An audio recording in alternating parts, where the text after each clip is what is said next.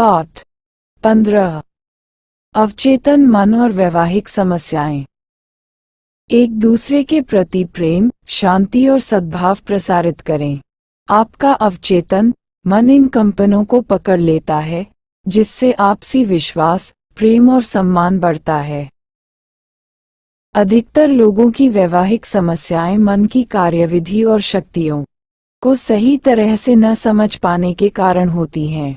यदि पति पत्नी दोनों ही मस्तिष्क के नियम का सही प्रयोग करें, तो उनके बीच का संघर्ष खत्म हो सकता है। यदि एक साथ प्रार्थना करेंगे, तो एक साथ बने रहेंगे। दैवी आदर्श का मनन, जीवन के नियमों का अध्ययन, साझे उद्देश्य व योजना पर आपसी सहमति और व्यक्तिगत स्वतंत्रता का आनंद सामंजस्यपूर्ण वैवाहिक जीवन प्रदान करता है और दो मनुष्यों को एक कर देता है। शादी से पहले ही तलाक को रोका जा सकता है।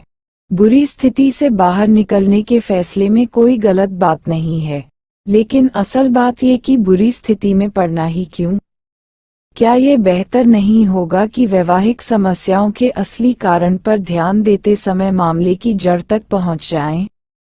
वैवाहिक दुख, विवाद, अलगाव और तलाक की समस्याएं महिला पुरुषों की बाकी समस्याओं से अलग नहीं हैं।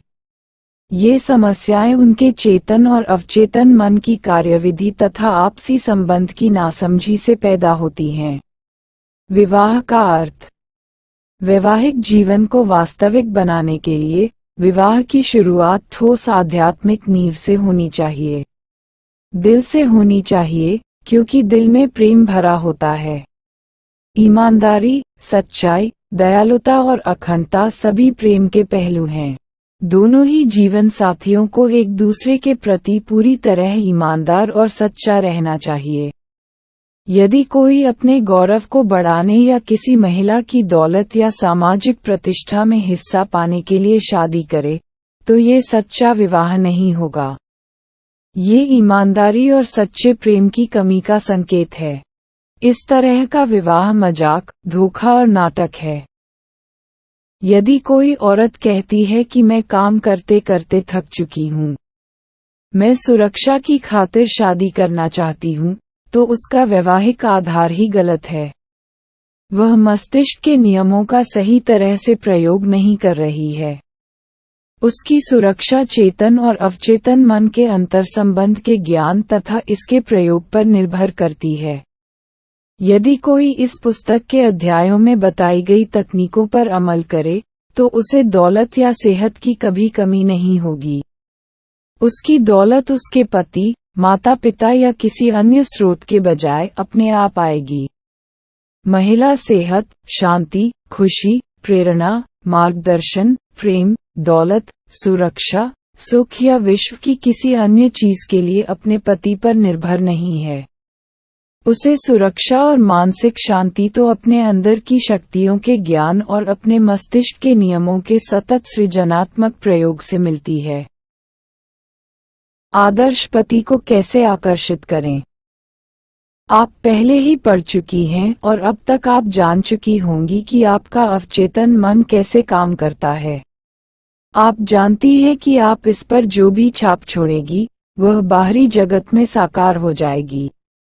इसी समय अपने अवचेतन मन पर उन गुणों और लक्षणों की छाप छोड़ें, जो आप किसी पुरुष में चाहती हैं। यहाँ एक उत्कृष्ट तकनीक दी जा रही है। रात को कुर्सी पर बैठ जाएं, आंखें बंद कर लें, शिथिल हो जाएं, शरीर को पूरी तरह ढीला छोड़ दें। बहुत शांत, निष्क्रिय और ग्रहणशील बन जाएं। अपने अवचेतन मन से बात करें और कहें कि मैं अब एक ऐसे पुरुष को आकर्षित कर रही हूँ, जो ईमानदार, सच्चा, वफादार, निष्ठावान, शांत, खुश और समृद्ध है। जिन गुणों की मैं प्रशंसा करती हूँ, वे मेरे अवचेतन मन में इसी समय उतर रहे हैं। इन गुणों पर विचार करते समय वे मेरा हिस्सा बन जाते हैं और अवचेतन रूप से साकार हो जाते हैं। मैं जानती हूँ कि आकर्षण का नियम अचूक होता है और मैं अपने अवचेतन विश्वास के अनुसार अपनी ओर किसी पुरुष को आकर्षित करती हूँ। मैं उसे आकर्षित करती हूँ, जिसे मैं अपने अवचेतन मन में सच्चा महसूस करती हूँ। मैं उसकी शांति और सुख को बढ़ा सकती हूँ। यह मेरे आदर्शों से प्रेम करता है और मैं उसके आदर्श से प्रेम करती हूँ। वह मुझे बदलकर नया नहीं बनाना चाहता है और न ही मैं उसे बदलकर नया बनाना चाहती हूँ। हमारे बीच आपसी प्रेम, स्वतंत्रता और सम्मान है। अपने अवचेतन मन में विचार भरने की इस प्रक्रिया का अभ्यास करें। फिर आपकी ओर ऐसा पुरुष आकर्षित हो जाएगा, जिसमें वही गुण और लक्षण होंगे, जिनकी आपने मानसिक रूप से कल्पना की थी। आपकी अवचेतन बुद्धिमत्ता आपके लिए एक ऐसा रास्ता खोल देगी, जिसके द्वारा आप दोनों मिल सकेंगे। ऐसा आपके अवचेतन मन के अचूक और अपरिवर्तनीय प्रवाह के अनुरूप होगा। अपने अंदर सर्वश्रेष्ठ प्रेम, निष्ठा और सहयोग देने की तीव्र इच्छा रखें। प्रेम के इस उपहार के प्रति ग्रहणशील रहें, जो आपने अपने अवचेतन मन को दिया है। आदर्श पत्नी को कैसे आकर्षित करें? अपनी आदर्श जीवनसाथी को आकर्षित करने के लिए नीचे दी गई सकारात्मक घोषणा करें। मैं अब उपयुक्त महिला को आकर्षित कर रहा हूँ, जिसके साथ मेरा पूरा तालमेल होगा। यह आध्यात्मिक मेल है, क्योंकि ये दैवी प्रेम है। ये प्रेम किसी ऐसी महिला के व्यक्तित्व द्वारा काम कर रहा है, जिसके साथ मेरी जोड़ी आदर्श रहेगी। मैं जानता हूँ कि मैं इस महिला को प्रेम, प्रकाश, शांति और खुशी दे सकता हूँ। मैं महसूस करता हूँ और विश्वास करता हूँ कि मैं इस महिला के जीवन को पूर्ण व अद्भुत बना सकता हूँ। मैं अब आदेश देता हूँ कि उसमें ये गुण और आदतें हैं। वह आध्यात्मिक, निष्ठावान, वफादार और ईमानदार है। वह सामंजस्यपूर्ण, शांत और खुशमिजाज है। हम एक दूसरे के प्रति प्रबलता से आकर्षित हैं। जो प्रेम, सत्य और सुंदरता से संबंध रखता है, वही मेरे अनुभव में आ सकता है। मैं अब अपने आदर्श जीवनसाथी को स्वीकार करता हूँ। जब आप शांति और गहरी रुचि से उन गुणों और लक्षणों के बारे में सोचेंगे, जिन्हें आप अपने चाहे गए साथी में पसंद करते हैं, तो आप अपनी मानसिकता में उसका मानसिक समतुल्य बना लेंगे। फिर आपके अवचेतन मन का अधिक गहरा प्रवाह आप दोनों को दैवी विधान के तहत एक साथ ले आएगा। तीसरी गलती की जरूरत नहीं। शीला बी कई सालों से काम कर रही है। उसने मुझसे कहा कि मैं 3 आदमियों से शादी कर चुकी हूँ और तीनों ही निष्क्रिय तथा दब्बू थे। वे निर्णय लेने तथा प्रत्येक चीज के लिए मुझ पर निर्भर थे। मेरी तरफ ऐसे ही मनुष्य क्यों आकर्षित होते हैं? मैंने उससे पूछा कि क्या दूसरी शादी करने से पहले वह जानती थी कि उसके होने वाले पति में पहले पति जैसा ही चरित्र था। जाहिर है, नहीं, उसने जोर देकर कहा। अगर मैं पहले से जानती कि वह इतना दब्बू है, तो मैं उससे शादी ही नहीं करती। यही मेरे तीसरे पति के साथ हुआ। दिक्कत उन आदमियों में नहीं थी, जिनसे शीला ने शादी की थी। दिक्कत तो उसके अपने व्यक्तित्व की बनावट में थी। वह बहुत हठीली थी और प्रत्येक स्थिति पर नियंत्रण करना चाहती थी। एक स्तर पर वह ऐसा जीवनसाथी चाहती थी, जो दब्बू और निष्क्रिय हो, ताकि वह स्वयं निर्णायक भूमिका निभा सके। उसकी अधिक गहरी आवश्यकता ऐसे जीवनसाथी की थी, जो उसकी बराबरी का हो। उसकी अवचेतन तस्वीर ऐसे मनुष्य को आकर्षित कर रही थी, जिसे वह चाहती तो थी, लेकिन शादी के बाद उसे पता चलता था कि वह उसकी वास्तविक आवश्यकता पूरी नहीं करता था। उसे सही प्रार्थना प्रक्रिया अपनाकर इस दुष्चक्र को तोड़ना सीखना पड़ा। नकारात्मक दुष्चक्र को कैसे तोड़ें? शीला बी को सच्चाई पता चल गई कि जब आप विश्वास करते हैं कि आप आदर्श पार्टनर पा सकते हैं, तो आपको अपने विश्वास के अनुरूप ही मिलेगा। पुराने अवचेतन तंत्र को तोड़ने और अपनी तरफ आदर्श जीवनसाथी को आकर्षित करने के लिए शीला ने इस प्रार्थना का प्रयोग किया। मैं अपनी मानसिकता में उस तरह का मनुष्य रख रही हूँ, जिसकी मैं गहराई से इच्छा करती हूँ। मैं जिस पुरुष को पति के रूप में आकर्षित करती हूँ, वह प्रभावी, सशक्त, प्रेमपूर्ण, सफल, ईमानदार, वफादार और निष्ठावान है। उसे मुझसे प्रेम और खुशी मिलती है। मैं उसकी बताई राह पर चलना पसंद करती हूँ। मैं जानती हूँ कि वह मुझे चाहता है और मैं उसे चाहती हूँ। मैं ईमानदार, सच्ची, प्रेमपूर्ण और दयालु हूँ। मेरे पास उसे देने के लिए अद्भुत तोहफे हैं, सद्भावना, खुशनुमा दिल और स्वस्थ शरीर। वह भी मुझे यही तोहफे देता है। ये साझा है। मैं देती और पाती हूँ। दैवी ज्ञान जानता है कि वह पुरुष कहाँ है और मेरे अवचेतन मन की अधिक गहरी बुद्धिमत्ता अब हम दोनों को अपने तरीके से करीब ला रही है। हम एक दूसरे को देखते ही तत्काल पहचान लेंगे। मैं यह आग्रह अपने अवचेतन मन के हवाले कर रही हूँ, जो जानता है कि इस आग्रह को कैसे पूरा करना है। मैं आदर्श उत्तर के लिए धन्यवाद देती हूँ। उसने इस तरीके से प्रत्येक दिन प्रार्थना की, सुबह उठते ही और रात को सोते समय। उसने इस विश्वास के साथ इन सच्चाइयों की सकारात्मक घोषणा की कि मस्तिष्क में बार बार दोहराने से वह उस मानसिक समतुल्य तक पहुंच जाएगी जिसे वह चाहती थी। उसकी प्रार्थना का उत्तर। बहुत महीने बीतने के बाद भी शीला डेटिंग करती रही और सामाजिक उत्सवों में भी जाने लगी, लेकिन वह जिन व्यक्तियों से मिली, उनमें से कोई भी ऐसा नहीं लगा जिसकी उसे तलाश थी। वह सोचने लगी कि कहीं उसकी तलाश अधूरी तो नहीं रह जाएगी। उसने पाया कि वह खुद से सवाल पूछ रही है, दावांडोल हो रही है, शंका कर रही है और धुलमुल हो रही है। इस मोड़ पर उसने खुद को याद दिलाया कि असीमित बुद्धिमत्ता इस काम को अपने तरीके से कर रही है। इसके बारे में चिंता करने की कोई जरूरत नहीं है। जब उसे कोर्ट से तलाक का आखिरी आदेश मिल गया, तो उसे मुक्ति और मानसिक स्वतंत्रता की गहराई महसूस हुआ। इसके बाद जल्दी ही उसे एक मेडिकल कंपनी में प्रमुख प्रशासक का नया पद मिल गया। नौकरी के पहले दिन एक वरिष्ठ डॉक्टर उसके कमरे में परिचय करने के लिए आए। जिस दिन शीला ने इस पद के लिए इंटरव्यू दिया था, उस दिन वे एक मेडिकल कॉन्फ्रेंस में भाग लेने के लिए शहर से बाहर गए थे। जिस पल वे अंदर आए, वह जान गई कि यही वह पुरुष है जिसके लिए वह प्रार्थना कर रही थी। जाहिर है, डॉक्टर को भी इसका अंदाजा हो गया था। 1 महीने के अंदर ही डॉक्टर ने शीला के सामने शादी का प्रस्ताव रख दिया। बाद में उनका वैवाहिक जीवन सुखद रहा। ये डॉक्टर निष्क्रिय या दब्बू किस्म के नहीं थे। वे सशक्त, आत्मविश्वासी और निर्णायक थे। अपने क्षेत्र में वे बहुत सम्मानित थे और कॉलेज के दिनों में बहुत अच्छे खिलाड़ी भी रह चुके थे। वे गहरे आध्यात्मिक मनुष्य भी थे। शीला को वह जीवनसाथी मिल गया जिसके लिए उसने प्रार्थना की थी।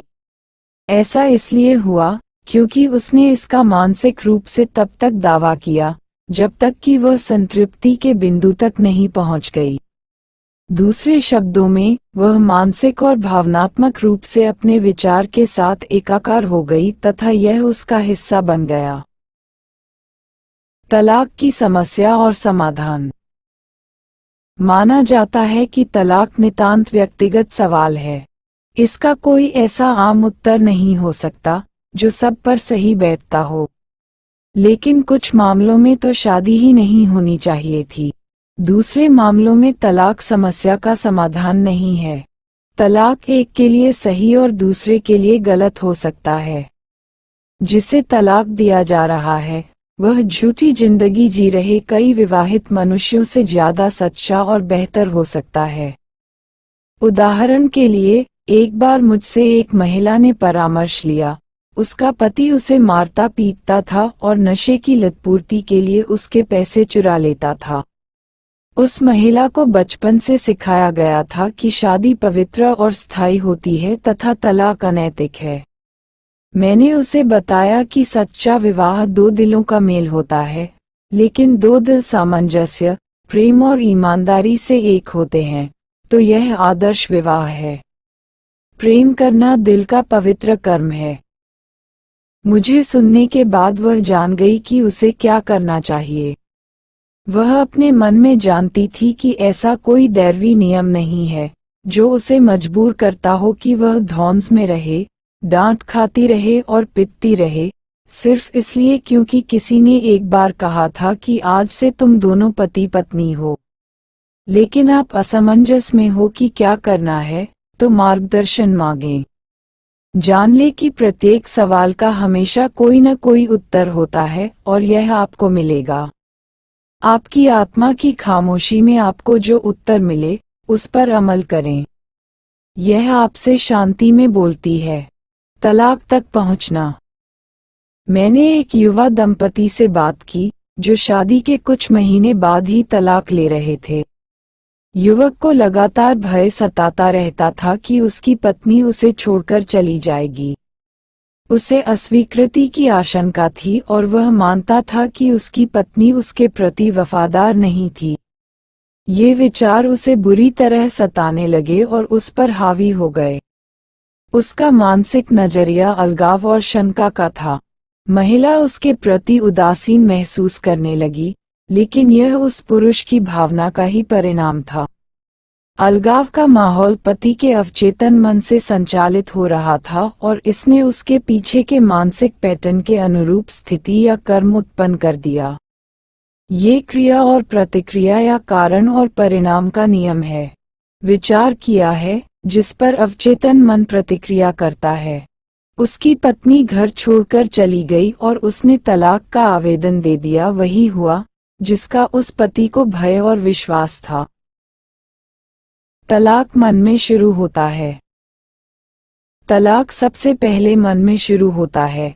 कानूनी कार्यवाही तो बहुत बाद में होती है। ये युवा पति पत्नी द्वेष, भय, शंका और क्रोध से भरे थे। इस तरह का विचार पूरे अस्तित्व को कमजोर और पस्त कर देता है। उन्होंने ये जाना कि नफरत अलग करती है और प्रेम मिलाता है। उन्हें महसूस होने लगा कि वे अपने मस्तिष्क के साथ क्या कर रहे थे। उनमें से कोई भी मानसिक कर्म के नियम को नहीं जानता था। अपने दिमाग का दुरुपयोग कर रहे थे और परेशानी तथा दुख को आमंत्रित कर रहे थे। मेरे सुझाव पर ये दंपति एक साथ रहने लगे और प्रार्थना चिकित्सा के प्रयोग करने लगे। वे एक दूसरे के प्रति प्रेम, शांति और सद्भावना जताने लगे। एक दूसरे के प्रति सामंजस्य, सेहत, शांति और प्रेम प्रसारित करते थे तथा प्रत्येक रात को बारी बारी से भजन पढ़ते थे। उनकी इस सच्ची कोशिश और अवचेतन मन को लाभकारी संवेगों से भरने की बदौलत उनका वैवाहिक जीवन प्रत्येक दिन पहले से ज्यादा सुंदर होता जा रहा है। चिड़चिड़ी पत्नी। आपने देखा होगा कि कई बार पत्नी इसलिए चिड़चिड़ाती है क्योंकि उस पर ध्यान नहीं दिया जाता है। उसकी प्रेम और स्नेह की नैसर्गिक इच्छा ऐसे तरीके से व्यक्त होती है जिससे उसका जीवनसाथी उससे और दूर भागने लगा है। अपनी पत्नी पर ध्यान दें और उसकी सराहना करें। उसके कई अच्छे गुणों या बातों की प्रशंसा करें और उसे ऊपर उठाएं। चिड़चिड़ेपन का एक और प्रकार जीवनसाथी को किसी खास तरीके से चलाने की इच्छा है। ये जीवनसाथी को दूर भगाने का बहुत ही प्रभावी उपाय है। पति पत्नियों को ध्यान रखना होगा कि वे आक्रामक न बने, न ही एक दूसरे के छोटे मोटे दोषों या गलतियों की तलाश में जुटे रहें। दोनों को ही अपने जीवनसाथी के सृजनात्मक और अद्भुत गुणों पर ध्यान देना चाहिए तथा उनकी प्रशंसा करनी चाहिए। विचारमग्न पति। यदि कोई पति अपनी पत्नी की किसी बात से उसके खिलाफ सोचने लगता है, तो वह अपनी विकृत मानसिकता द्वारा मनोवैज्ञानिक रूप से व्यभिचार कर रहा है। एडल्ट्री का एक अर्थ आइडोलेट्री है, अर्थात नकारात्मक और विध्वंसात्मक चीजों पर ध्यान देना। जब कोई व्यक्ति खामोशी से अपनी पत्नी के प्रति द्वेषपूर्ण होता है, तो वह बेवफाई कर रहा है। वह अपनी शादी के प्रति वफादार नहीं है, जबकि उसने जिंदगी भर प्रेम करने, चाहने और सम्मान करने का वादा किया था। कटु और द्वेषपूर्ण कोशिश करके वह अपने गुस्से को दबा सकता है और परवाह करने वाला, दयालु या शिष्ट बन सकता है। मतभेदों को भी कुशलता से मोड़ सकता है, यहाँ तक कि तारीफ और मानसिक कोशिश करके वह विरोध की आदत से भी बाहर निकल सकता है। लेकिन जब वह अपने अवचेतन मन में शांति, सामंजस्य और प्रेम के विचार रखेगा, तो वह पाएगा कि उसके न सिर्फ पत्नी, बल्कि जीवन में बाकी सभी के साथ भी ज्यादा अच्छे और मधुर संबंध हैं। सद्भावनापूर्ण अवस्था अपनाने से उसे शांति तथा सद्भावना मिल जाएगी। मुश्किलों के बारे में बात करना। पड़ोसियों और रिश्तेदारों से अपनी वैवाहिक समस्याओं या मुश्किलों के बारे में बात करना कई बार एक बहुत बड़ी गलती हो जाती है। यदि पत्नी पड़ोसन से कहती है कि जॉन अपनी मां के साथ बहुत बुरा सलूक करता है, बहुत ज्यादा पीता है और हमेशा अपमान और अपशब्द भी कहता रहता है, आप देखेंगे यहाँ पर पत्नी अपने पति को सबकी निगाह में अपमानित कर रही है। यदि अपने पति की कमियां गिनाते समय वह अपने अंदर इन अवस्थाओं को पनपने का मौका दे रही है, तो ऐसी बातें कौन सोच रहा है? आपने देखा होगा कि जैसा आप सोचते तथा महसूस करते हैं, वैसे ही आप होते हैं। देखा जाता है कि रिश्तेदार आमतौर पर आपको गलत सलाह देते हैं। ये पक्षपातपूर्ण और पूर्वाग्रह से ग्रस्त होती है। आपको मिलने वाली सलाह लेकिन स्वर्णिम नियम की अवहेलना करती है, जो ब्रह्मांड का नियम है, तो वह न तो अच्छी है, न ही दमदार। ये याद रखना जरूरी है कि दो मनुष्य स्वभाव के टकराव, दर्द और तनाव के पलों के बिना एक छत के नीचे नहीं रह सकते। याद रहे, अपने विवाह के दुख पहलू का प्रदर्शन किसी के भी सामने न करें। अपनी लड़ाइयां अपने तक ही सीमित रखें। इस तरह आप अपने जीवनसाथी की आलोचना या निंदा से बच सकते हैं। जीवनसाथी बदलने की कोशिश का परिणाम। अक्सर देखा गया है कि पति पत्नी अपने जीवनसाथी बदलने की कोशिश करते हैं, जबकि उन्हें बदलने की कोशिश उनका अपमान करना है कि वे खुद महत्वपूर्ण नहीं हैं। इस प्रकार की कोशिशें हमेशा मूर्खतापूर्ण होती हैं और वैवाहिक जीवन को तबाह भी कर देती हैं, क्योंकि किसी को बदलने की कोशिश उसके गर्व और आत्मसम्मान को नष्ट कर देती है। यह विरोध और द्वेष की भावना जगाती है, जो वैवाहिक संबंध के लिए घातक साबित हो सकता है। यहाँ पर आपसी तालमेल की सबसे ज्यादा जरूरत होती है, क्योंकि हम में से कोई भी आदर्श नहीं है और यह सबके बारे में सच है। आप अपने दिमाग के अंदर अच्छी तरह झांक कर देखो और अपने चरित्र तथा व्यवहार का अध्ययन करोगे, तो आपको कई कमियां मिल जाएंगी और उन्हें दूर करने में आप जिंदगी भर व्यस्त रह सकते हैं। लेकिन आप सोचते हैं कि मैं उसे अपने मनचाहे सांचे में ढालूंगा, तो आप समस्या को आमंत्रित कर रहे हैं और तलाक का रास्ता पकड़ रहे हैं। आप दुख की तलाश कर रहे हैं। आपको कठोर तरीके से सीखना होगा कि बदलना है, तो खुद को बदलें। बुद्धिमत्ता से मार्गदर्शन।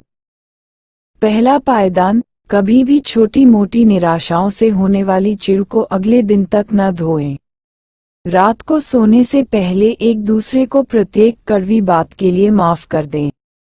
आप सुबह जिस पल जागरें ये दावा करें कि असीमित बुद्धिमत्ता आपको सभी तरीकों से मार्गदर्शन दे रही है। शांति, सामंजस्य और प्रेम के विचार अपने जीवनसाथी, परिवार के सभी सदस्यों और पूरे विश्व की तरफ प्रेषित करें। दूसरा पायदान, नाश्ते के समय भगवान को याद करें। स्वादिष्ट भोजन, समृद्धि और सभी नियामतों के लिए शुक्रिया अदा करें। ये सुनिश्चित करें कि टेबल पर समस्या, चिंता या बहस की बातचीत न हो। यही डिनर पर भी लागू करें। अपने जीवनसाथी से कहें कि मैं आपके सभी कामों की सराहना करता हूं और दिन भर आपकी ओर प्रेम तथा सद्भाव फैलाता हूं। तीसरा पायदान, पति पत्नी को प्रत्येक रात बारी बारी से प्रार्थना करनी चाहिए। अपने जीवनसाथी को अनदेखा न करें। अपना प्रेम और सराहना जताएं। निंदा, आलोचना और चिढ़ के बजाय सराहना और सद्भाव के विचार रखें। शांत घर और सुखद वैवाहिक जीवन बनाने का तरीका प्रेम, सुंदरता, सद्भाव, आपसी सम्मान, ईश्वर में विश्वास और सभी अच्छी चीजों की नींव रखना है। जब आप इन सच्चाइयों का अभ्यास करेंगे तो आपका वैवाहिक जीवन बेहतर बन जाएगा। याद रखने लायक विचार। एक साथ प्रार्थना करेंगे तो एक साथ बने रहेंगे। वैज्ञानिक प्रार्थना सभी समस्याएं सुलझा देती है।